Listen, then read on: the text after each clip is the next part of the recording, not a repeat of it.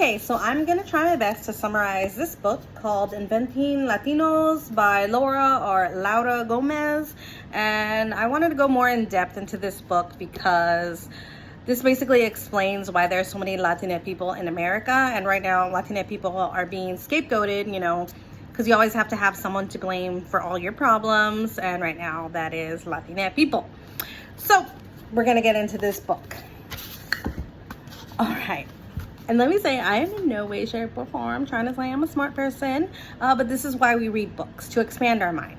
And with all the book banning that's also going on in America, I'm gonna try and share my knowledge via YouTube. So yeah, here we go. Let's get underway. Okay, so first we're gonna start with Mexico. So Spain occupied what is now California, New Mexico, and Texas, and of course the rest of Mexico. What is Mexico today, right?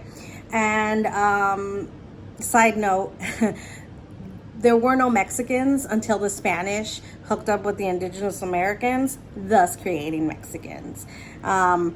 But basically the Mexicans were tired of, being ruled by the Spaniards. So then a war happened, and then they won the war. They gained their independence, right?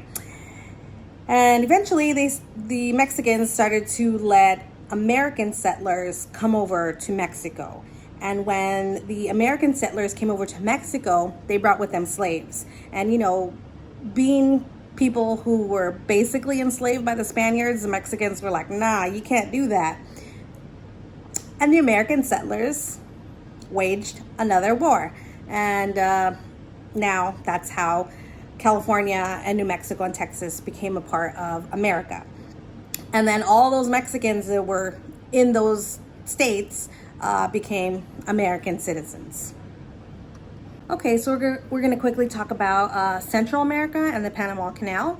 So people were flocking to California because of gold, and the Vanderbilt family had like a thriving business of getting people to California, through train, boat, carriages, things like that. And, they're trudging through people's homes and things. So native people attacked the business at some point, and the Vanderbilt was like, hey, he asked President Pierce at the time, like, hey, can you help me? Like, can you send the military over here to help me so that my business could continue to thrive? And thanks to racism, President Pierce was like, yeah, that's fine, I'll help you.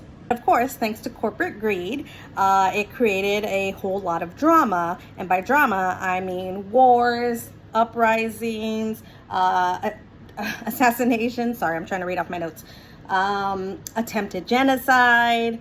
So yeah, and this drama spanned over decades, and because America basically recognized that they caused this drama, then people were allowed to seek asylum, and a lot of asylum seekers were granted citizenship because of drama. And remember, the drama is wars, attempted genocide, uprisings, assassinations. Okay, so from now on I'm going to refer to that stuff as drama. Okay, so now we have the Spanish Caribbean, which is like Puerto Rico, Cuba, and the Dominican Republic. So the Spanish-American War of 1898 basically paved the way for America to be like, hey, you guys can't govern yourself. And by you guys, it's like the natives, and of course, native people are seen as inferior, which is weird. But anyways, so they're like, you guys can't govern yourself, like, let us help you. America wanted to help, right? And they're like, okay, but basically it led to cheap labor from the native people, and of course America draining the land's natural resources. Only eventually Cuba gained complete independence away from America and Spanish rule, and of course, America coming over, exploiting people for cheap labor and draining natural resources led to more drama, leading to more asylum seekers. And again, America, realizing that they're the ones causing this drama, allowed asylum seekers to become citizens. Okay, and then chapter 2 basically discusses like colorism, which this is in every community. Like, the lighter you are, the better it is, which is completely stupid. But not only did the Spaniards mix with the Native Americans, Spaniards also brought over African slaves and or enslaved Africans. And so the enslaved Africans also hooked up with the Native Americans. So it kind of blows my mind that not a lot of people are aware that there are Afro-Latina people, which is just mind-boggling. But yeah, there is a such thing as Afro-Latina people. Thanks to the Spaniards, because the Spaniards, were lighter complexion, blonde hair, blue-eyed.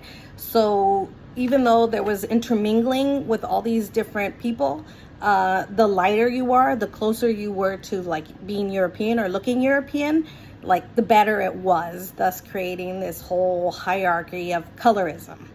And then chapter 3 discusses the elusive quest for whiteness, right?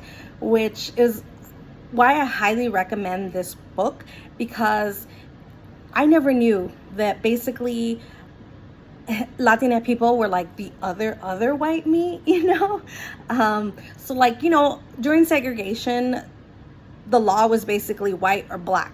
And because maybe at the time we were a minority, there was no laws for Latina people or brown people, and we can basically be covered under the laws of whiteness. We were never fully discriminated against because we were not black. Of course, if you were Afro-Latina, you were definitely discriminated against because, America has this weird caste system based on color, obviously. In that elusive quest for whiteness, a lot of Latina people or brown people were forced to like leave their culture behind in order to assimilate to like Eurocentric ideas. So like speaking Spanish, definitely, like if you were caught speaking Spanish, even like how it is today, then it was frowned upon. You got in trouble. You were discriminated against. So a lot of people did not speak Spanish. I'm one of those people. I am third generation Mexican American. I don't speak any Spanish. So that explains assimilation. Now, chapter 4 discusses all the like civil rights movements and things like that. And it also discusses the census, which for years, the census did not know how to categorize Latina people. And today, the census still does not know how to categorize all the Latina people.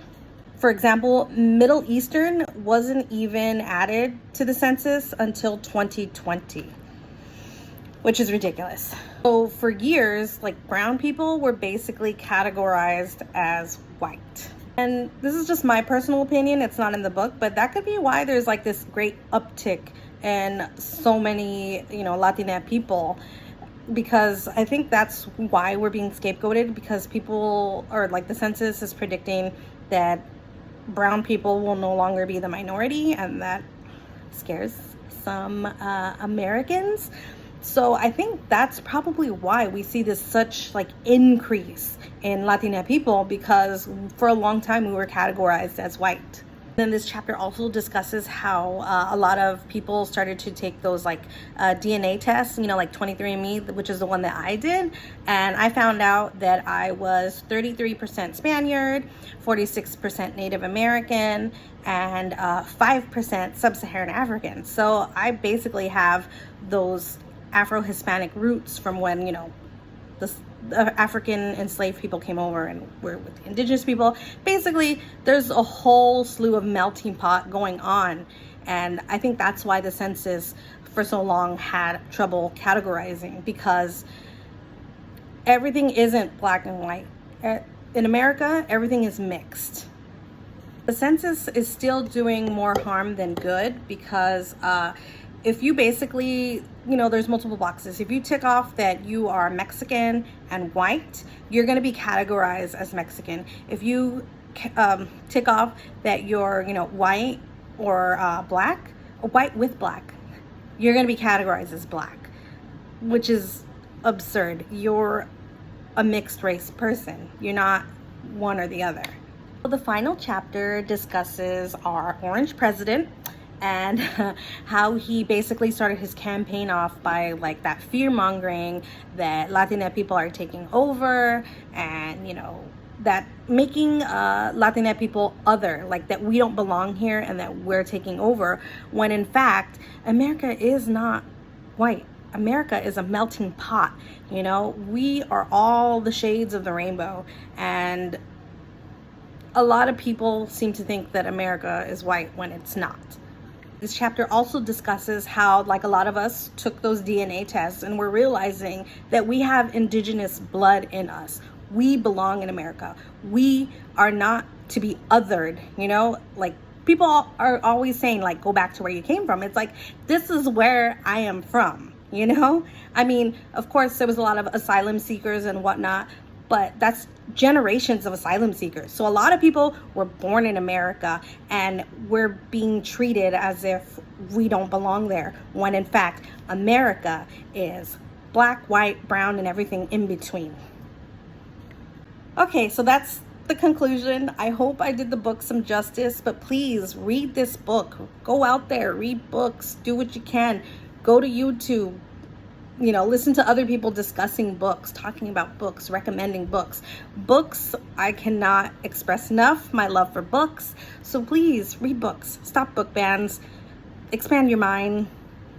And I hope you enjoyed this video. Okay, bye-bye.